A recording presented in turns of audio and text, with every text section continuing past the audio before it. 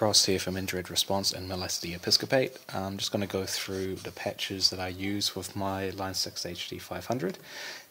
Usually put it through a Matrix GT800FX power amp into a Blackstar 4x12, but we also go DI as well. So these are the settings that I'll be going through for my DI patches. Now, recording I prefer the Fireball, but for live I find the tread plate cuts through a little bit better. So I'm just going to dial in my settings here and then have a look and see what they sound like. So I prefer to have as much mids as possible. In fact, I usually just crank them. We've got a bassist in the band, he'll sort all that out, and I just take care of the crunch. So let's have a look. We'll get all this dialed up.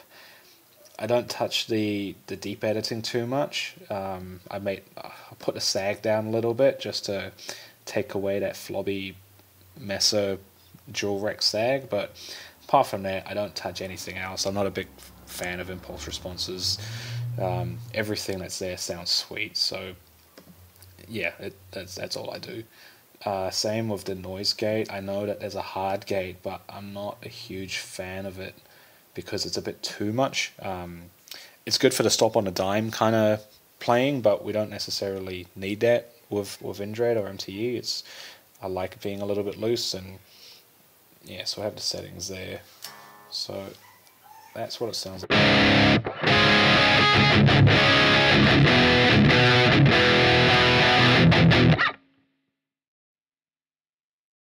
Distort this tube screamer in front of that. Just kind of replicating the setup that I used to have before going to line 6. So if let's see here,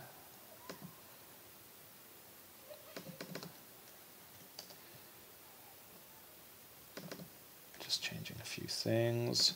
I'm not using the tube screamer for actual distortion, so I keep the actual drive down to 5%. I'm just doing it to kind of dirty the signal up a wee bit and give it a bit of top end.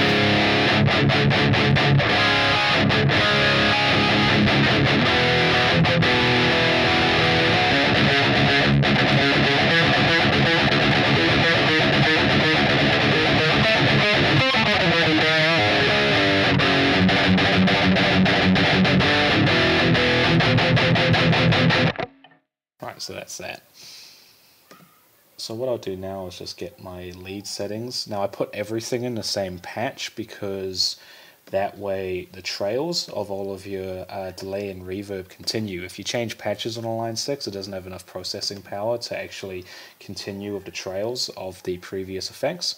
So that's how you get that real kind of ugly sudden change, and I don't like that. I don't like when it's painfully obvious that you're using a multi-effects thing and you're changing from like a Mesa Boogie from one to, you know, like a Bogner on the other. I like having all of my amp settings for everything relatively identical, so that it just sounds like I'm just playing with effects. I'm not actually changing my guitar tones too much. So everything else I keep pretty much similar. So let's have a look at that. So do reverb there as well. Now I'll explain in a little bit how I change everything on the fly as well. So let's have a look. Now these settings I actually found on a patch on the Line 6 custom tone page. I find that area really, really cool because, you know, for a lack of a better term, someone else has already done all the hard yards for you in terms of finding a cool tone, and they've stuck it up. So have a look on there and see which ones are popular, and then do what I do in terms of going, yep, that setting looks cool, I'm going to delete the amp and then put my amp settings on that and then see what it sounds like. And that's basically all I did to get this lead tone. So the lead tone sounded good, but I wasn't quite happy with how it cut through, so I put a tube comp there, cranked that up a wee bit. So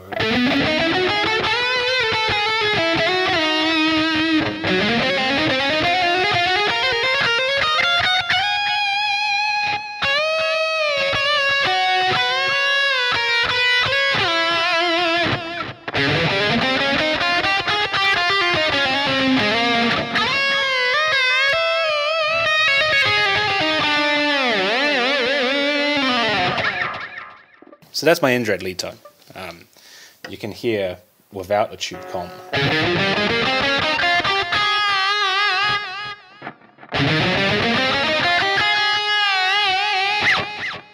Just sounds a wee bit better.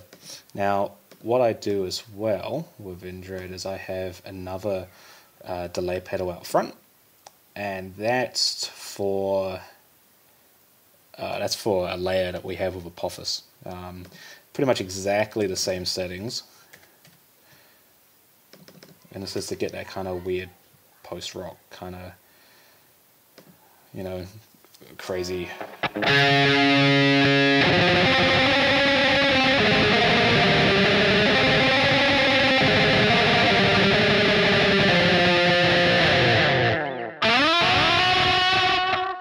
Yeah, so do that. Now I also have a wah, so we'll move this block over here, put the wah on to throaty, my favorite. So that's pretty much what I use for in-dread, but now what we do, like I was saying, I keep everything in the same patch so I get the trails of effects when I turn them on and off. So if I go to a solo and cut to my rhythm tone, the delay and the reverb is still going to continue. So how I do that now is I assign things to different FS foot switches. So noise gate stays on, then the delay at the front I go to FS3, the tube comp goes to FS2, screamer I always leave on, so that goes. The digital delay after the amp goes to FS2, and the reverb goes to FS2 there as well. And then the wah is assigned to the foot switch. So I just stomp on a foot switch and through chasms. That's how I get the wah happening. So from here, you can see that I've basically got my FS1's the noise gate. Sometimes I turn the noise gate on and off if there's a song that doesn't really need it. FS2 is now my lead patch. So if I go... So that's the wah on. Let's turn it off for now. Okay, and let's turn off the delay. So there's my basic patch.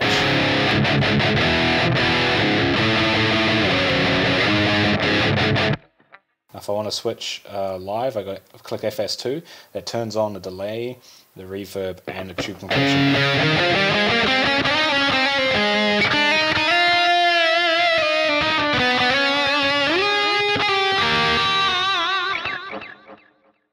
Turn it off, back to rhythm.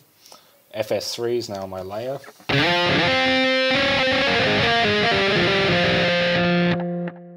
And then if I do the foot switch, it turns on the wah. So that's basically it. I keep everything, again, everything's in the one patch. Now there's other things I do. Sometimes I'll turn on the extra settings so that I can move everything down to the bottom, because sometimes live it's a bit hard to hover your foot over your HD500 just to hit the rows at the back. So sometimes I'll move these to the front. Really depends on if we do a song that has a clean part or not. So yeah, that's basically it. If you want this patch, I'll put a link in the description, and if you have any questions, just don't be afraid to comment. Cheers.